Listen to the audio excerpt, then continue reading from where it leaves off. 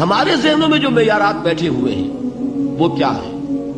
کامیابی پیسے سے ہے، کامیابی جائیداد سے ہے، کامیابی کاروبار سے ہے، کامیابی شہرت سے ہے، کامیابی اقتدار سے ہے. یہ معیارات ہیں. جو جتنا دولت مند اتنا کامیاب، جو جتنا مشہور اتنا کامیاب، جو جتنا پاپولر اتنا کامیاب، جو حکومت پر پہنچ گیا کامیاب، جس نے بڑا کاروبار جما لیا کامیاب، جس نے بہت جائیداد بنا لی کامیاب. یہی ہے اصل میں ساری بس کی گانٹھ. جو تصور کامیابی کا ہوگا اسی کے مطابق آپ کی بھاگ دوڑ ہوگی، اسی کے لیے جد و جہد ہوگی، اسی کے لیے توانائیاں صرف ہوں گی، اسی کے لیے دن رات کی مشقت ہوگی. یہ ہے اصل شے جس کی یہاں نفی ہو رہی ہے. کامیابی دولت سے نہیں، کامیابی شہرت سے نہیں، کامیابی اقتدار اور طاقت اور حکومت سے نہیں، بلکہ کامیابی ہے ایمان سے، عمل صالح سے، تواصی بالحق سے، تواصی بالصبر سے.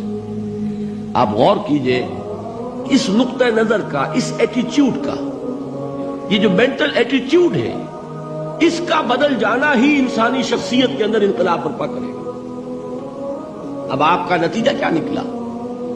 اگر تو دولت سے کامیابی ہوتی تو قارون بہت کامیاب تھا، اگر حکومت سے کامیابی ہوتی تو فرعون اور نمرود بہت کامیاب تھے. کامیابی ان سے نہیں ہے.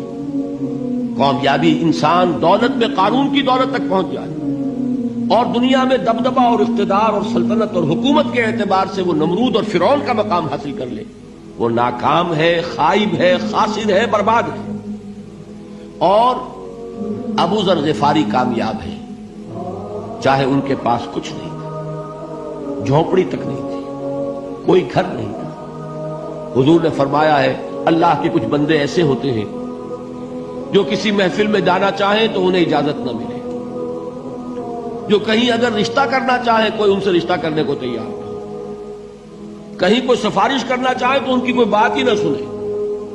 لیکن اللہ کے ہاں ان کا وہ مقام ہے کہ اگر بھولے سے بھی کسی بات پر قسم کھا بیٹھتے ہیں تو اللہ ان کی قسم کی لاج رکھتا ہے.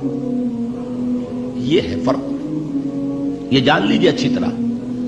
اس بات کا مان لینا آسان، اس پر سبحان اللہ کہنا آسان، لیکن اس کے مطابق آپ کے اپنے ذہن کا بدل جانا بہت مشکل. اس لیے کہ ہم متاثر ہوتے ہیں اپنے ماحول سے. وہ بڑا محل ہے، دیکھ کر ایک دفعہ جھجری آتی ہے، وہ بڑی سی 20 فٹ لمبی کار سناٹے کے ساتھ آپ کے پاس سے گزر گئی. ایک دفعہ اعصاب کے اندر ارتعاش ہوتا ہے، محسوس ہوتا ہے بڑے یہ نصیبے والے لوگ ہیں، بڑے خوش نصیب، بڑے کامیاب.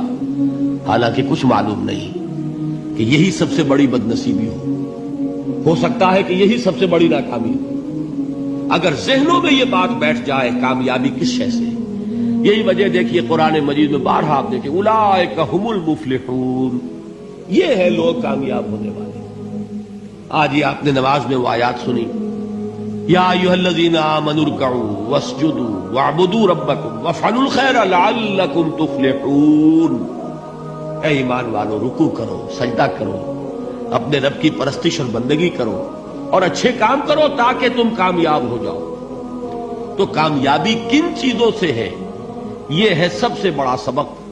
یہ ہمارے دل میں اگر بات بیٹھ جائے، ٹھک جائے، تو زندگی بدل جائے گی. صبح و شام بدل جائیں گے، نقشے بدل جائیں گے، بھاگ دوڑ کا رنگ بدل جائے گا، ویلیو سٹرکچر بدل جائے گا. آج وہ ایک چیز نہایت اہم نظر آ رہی ہے، کل نہایت غیر اہم نظر آئے گی. جیسے کہ حضور کی حدیث ہے مالی ولد دنیا، مجھے تمہاری اس دنیا سے کیا سروکار ہے. انما مثلی کراکب استظل تحت شجرۃ ثم راح فترکها، میری مثال تو اس سوار کی سی ہے جو تھوڑی دیر کے لیے ایک درخت کے سائے میں ٹھہرتا ہے سستانے کے لیے، پھر وہ اپنا راستہ لیتا ہے. اسے اس درخت سے مستقل تعلق اس کا نہیں ہے، وہ اس کا گھر نہیں، وہ اس کی منزل نہیں. اسی طرح یہ دنیا میرا گھر نہیں ہے.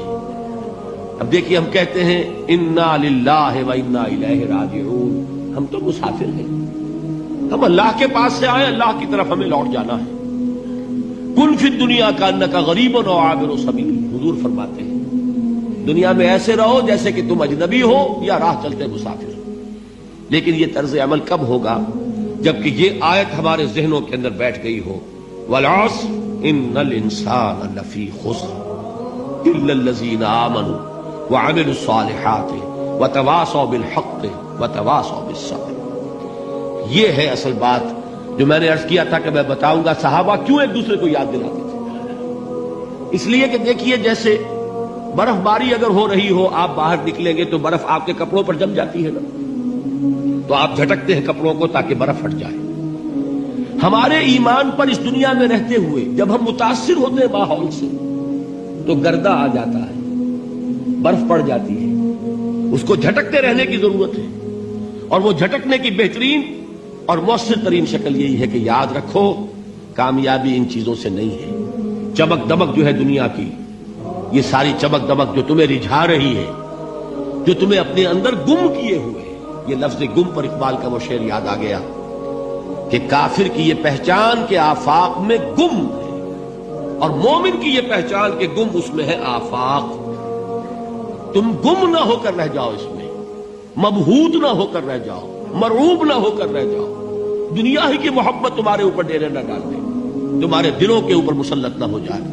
لہذا تازہ کرتے رہا کرو والعصر ان الانسان لفی خسر الا الذین آمنوا وعملوا الصالحات وتواصوا بالحق وتواصوا بالصبر. پھر یاد کر لو، پھر تازہ کر لو اپنے اس یقین کو کہ کامیابی دولت سے نہیں، کامیابی ثروت سے نہیں، کامیابی اقتدار سے نہیں، کامیابی شہرت سے نہیں، کامیابی جائیداد سے نہیں. کامیابی ہے ایمان سے، کامیابی ہے عمل صالح سے، کامیابی ہے تواصی بالحق سے، کامیابی ہے تواصی بالصبر سے. یہ چار چیزیں ہیں کہ جو کامیابی کے لوازم